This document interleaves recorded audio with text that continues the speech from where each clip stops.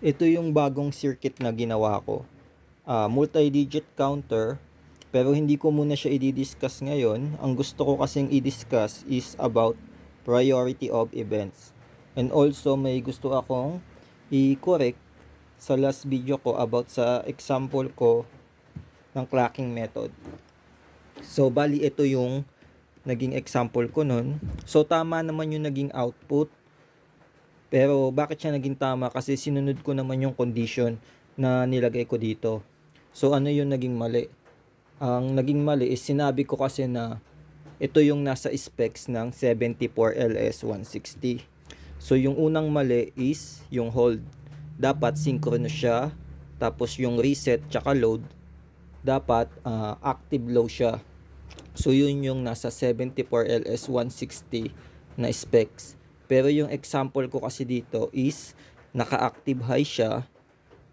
Tapos yung ating hold is asynchronous. So hindi naman siya masasabing mali, pero hindi na to 74LS160. So isa pang mali is ito, nilagyan ko siya ng bar dito. Ang ibig sabihin kasi ng bar na yan is active low. So ano ba yung active low? So yung active low is yung, for example, itong reset, pagka sinet natin siya sa low or sa 0, ay mag-activate yung function niya. Pero dito sa example ko kasi naka-active high, so dapat wala siyang bar.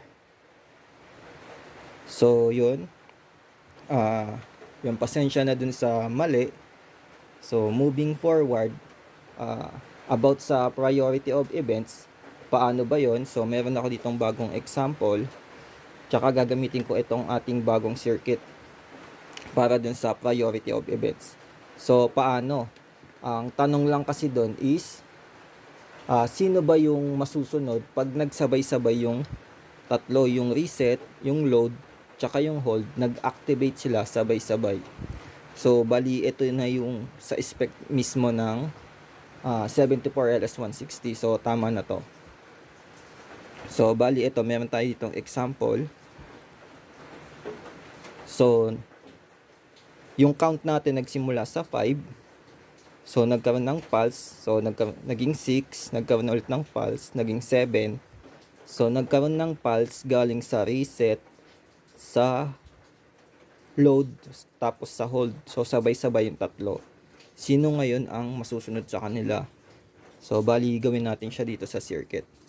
So itong switch number 1 natin dito is reset. Switch number 2 is yung hold. Tapos ito